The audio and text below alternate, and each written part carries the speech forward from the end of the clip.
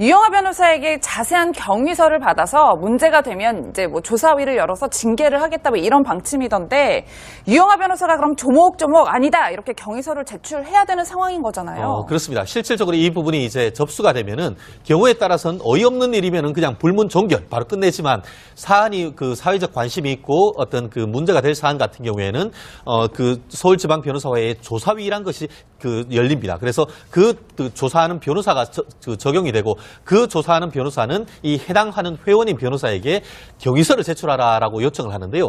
저도 개인적으로 지금 현재 법조윤리 그 협의회의 전문위원으로 있어서 이런 유사한 행위를 하는데 그 부분에 있어서 사실관계 조사와 함께 이 내부의 어떤 그런 본인 그 서명 그 경위서를 보고 그 경위에도 불구하고 해명이 안 된다 하고 하면은 그것을 이제 그 징계를 요청해서 대한변협사협회까지 사건이 가서 최종적으로 징계되는 그런 일인데 현재로서는 지금 일단 고발이 된 것이고 그 말씀드린 대로 유영하 변호사의 어떤 내부적인 어떤 답변 이 부분을 보고 어떤 그 징계 절차가 진행될 것이기 때문에 아직까지는 사실 조사 단계다 이렇게 해석하면 될 것 같습니다. 최 변호사님 좀 더 쉽고 아니면 좀 나눠서 좀 볼게요. 왜냐하면 한꺼번에 많은 걸 얘기하면 이게 법리적인 거라서 좀 어려울 수 있는데 먼저 유영하 변호사는 지금 대한변협 소속 변호사는 맞는 그렇습니다. 겁니까? 모든 변호사, 한국 변호사는 대한변호사협회에 강제적으로 변호사법에 의하여 소속되어야만 합니다. 근데 거짓 진술을 하고 있다고 다른 변호사들이 주장하는 그 구체적인 이유는 뭡니까?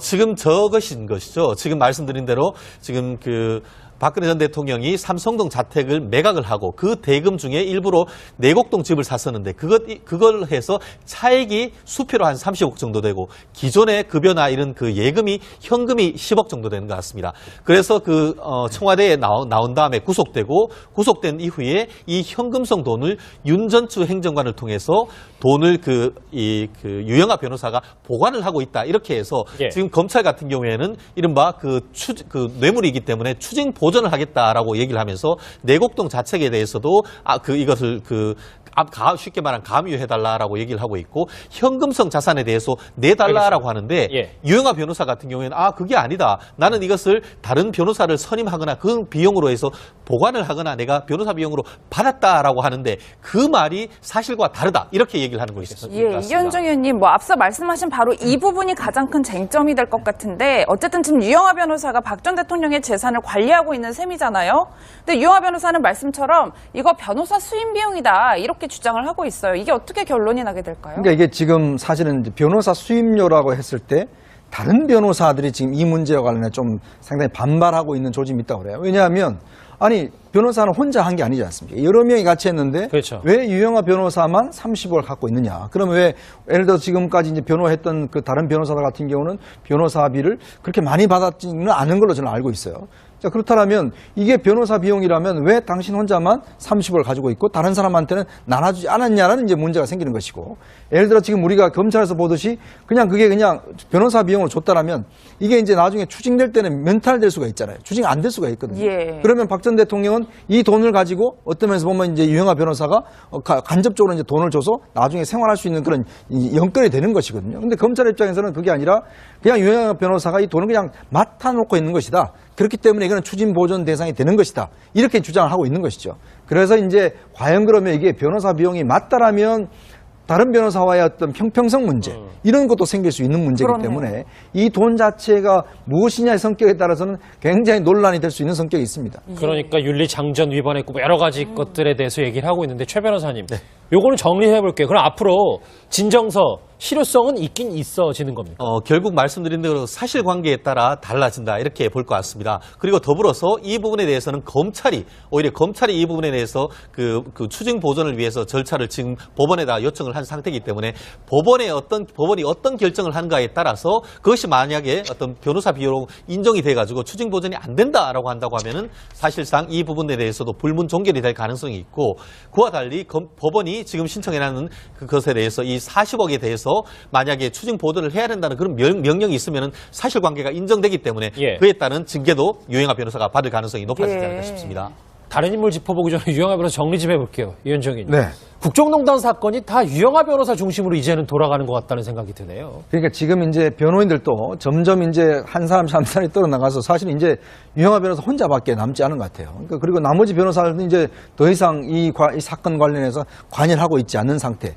왜냐하면 사실은 내부적으로 보면 그동안 여러 가지 재판이나 이런 하는 과정에서도 오로지 유영하 변호사만 거의 박 전 대통령을 만나왔고 예. 또 정보를 독점해 왔기 때문에 나머지 변호사들이 굉장히 불만이 많았다고 합니다. 그러니까 네. 몇몇 변호사들이 뭐 가끔 한두 번씩 만나 했지만 실제로 그 다른 변호사가 한번 만났을 때 박 전 대통령이 상황 판단에 대해 전혀 다르게 하고 있더라는 거죠. 그래서 깜짝 놀라서 아니다라고 이제 이야기를 해줬다니까 이제 그걸 비춰보면 실제로 박 전 대통령이 모든 정보를 입수하고 판단을 내린 기준은 유영하 변호사 통해서 입수를 하는데 문제는 그 중간에 유영하 변호사가 잘못된 정보를 주거나 이 재판은 우리가 이길 수 있습니다. 구속 안 될 수 있습니다. 계속 이런 식으로 이제 이야기를 해와서 실제로 나중에 다른 변호사 이야기는 박 전 대통령 인식이 세간의 인식하고는 전혀 달라서 제가 깜짝 놀랐다. 그러고 보니까 이게 뭔가 그동안 유영하 변호사가 잘못된 정보를 준 거 아닌가 예. 이런 이야기까지 나오고 있는 상황이죠. 예, 최변 이 얘기는 좀 드려야 될 것 같은데요.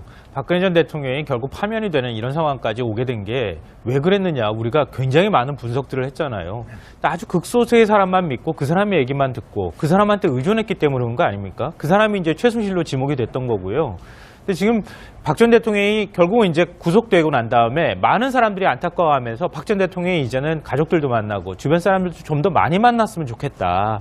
그런 것들을 좀 벗어났으면 좋겠다. 이렇게 얘기를 했는데 여전히 박 전 대통령은 그런 태도를 바꿀 생각이 없는 거예요. 그렇죠. 그런 면에서 참 진짜 안타깝고 여전히 또 유영하 변호사 한 사람한테만 의존하다가 결국 나중에 가서 그게 불리하게 재판에 또 작용하거나 이렇게 될까 봐 한편으로는 좀 안타깝습니다. 사람이 점점 줄어드는 것 같아요. 이제는 진짜 유영하 변호사밖에 없는 것 같습니다. 예, 최 변호사님 그렇다면 유영하 변호사밖에 안 남았다면 저희가 만약에 이번에 징계 절차까지 가게 됐어요. 그래서 최고 난이도의 징계를 받게 되면 유영하 변호사가 어쩌면 박 전 대통령 옆에서 수임을 못하게 될 수도 있는 상황이 오는 거 아닐까요? 그럴 수도 있죠. 그렇지만 징계 절차가 하루아침에 끝나는 건 아닙니다. 그렇기 때문에 경우에 따라서는 그것이 징계가 났을 때 그것 행정적으로 다툴 수 있습니다. 그러면 그것도 1, 2년. 결국 그렇다고 한다면 그렇게 오래 걸리는 겁니까? 그럴 수도 있습니다. 그렇기 때문에 박근혜 전 대통령에 대한 변호는 본인이 충분히 할 수 있고 더불어서 보통 변호사를 선임을 할 때 특히 형사사건 같은 경우에는 한 사람을 선임을 하지만 그 변호사가 다른 변호사를 선임하는 것까지도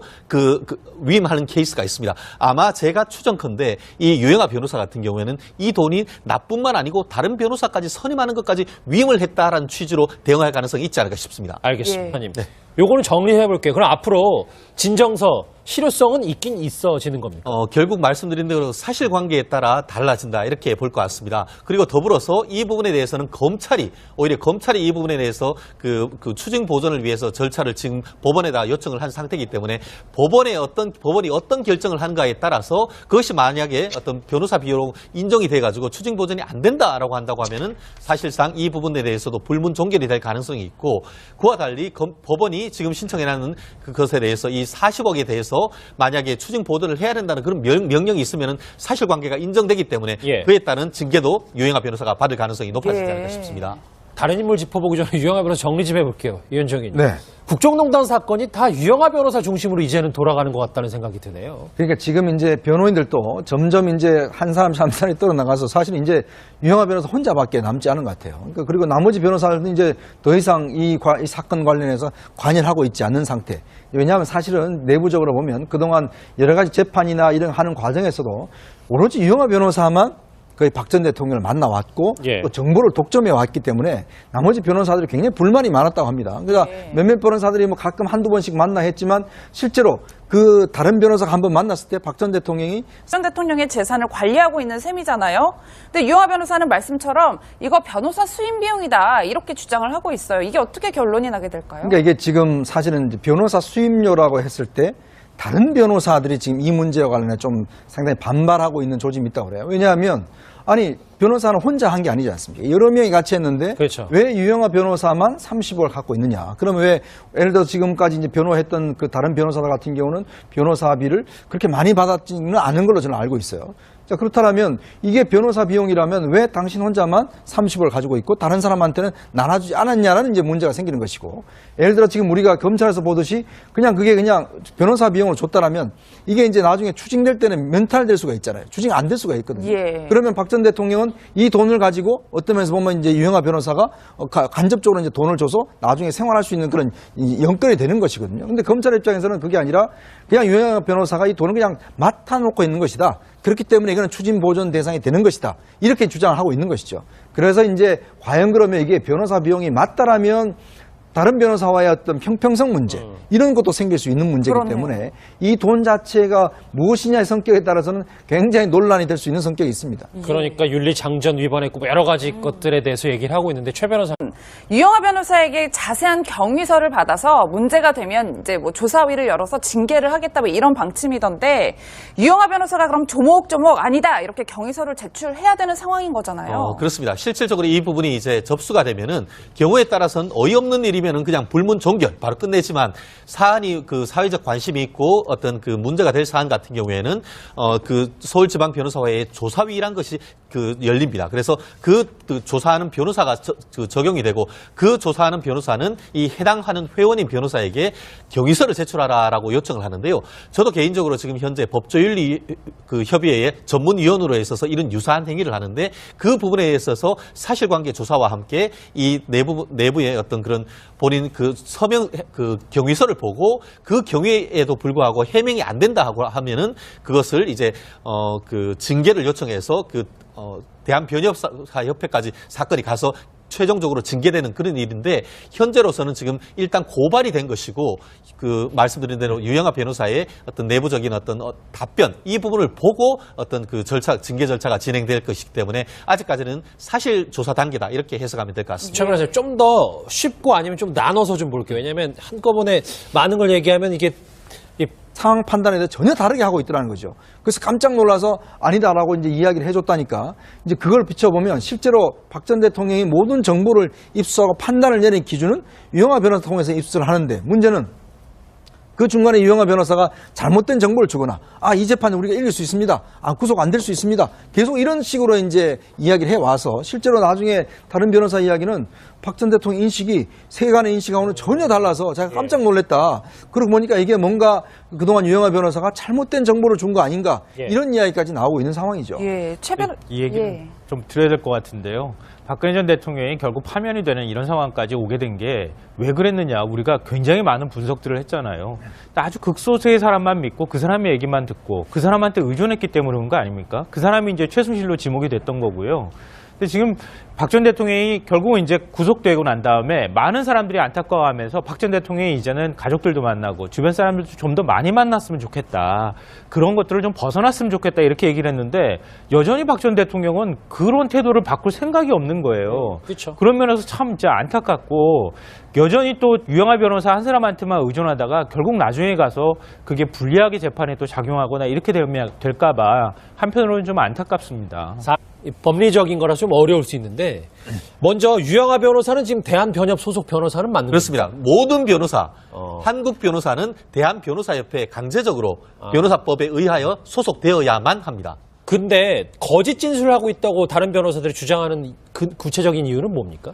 지금 저것인 것이죠. 지금 말씀드린 대로 지금 박근혜 전 대통령이 삼성동 자택을 매각을 하고 그 대금 중에 일부러 내곡동 집을 샀었는데, 그걸 해서 차액이 수표로 한 30억 정도 되고, 기존의 급여나 이런 그 예금이 현금이 10억 정도 되는 것 같습니다. 그래서 청와대에 나온 다음에 구속된 이후에 이 현금성 돈을 윤전추 행정관을 통해서 돈을 유영하 변호사가 보관을 하고 있다. 이렇게 해서 지금 검찰 같은 경우에는 이른바 뇌물이기 때문에 추징 보전을 하겠다라고 얘기를 하면서 내곡동 자책에 대해서도 이것을 쉽게 말하면 감유해달라라고 얘기를 하고 있고, 현금성 자산에 대해서 내달라라고 하는데, 유영하 변호사 같은 경우에는 그게 아니다. 나는 이것을 다른 변호사를 선임하거나 그 비용으로 해서 보관을 하거나 내가 변호사 비용으로 받았다라고 하는데, 그 말이 사실과 다르다. 이렇게 얘기를 하는 것이죠. 예, 이현정 의원님, 앞서 말씀하신 바로 이 부분이 가장 큰 쟁점이 될 것 같은데, 어쨌든 지금 유영하 변호사가 박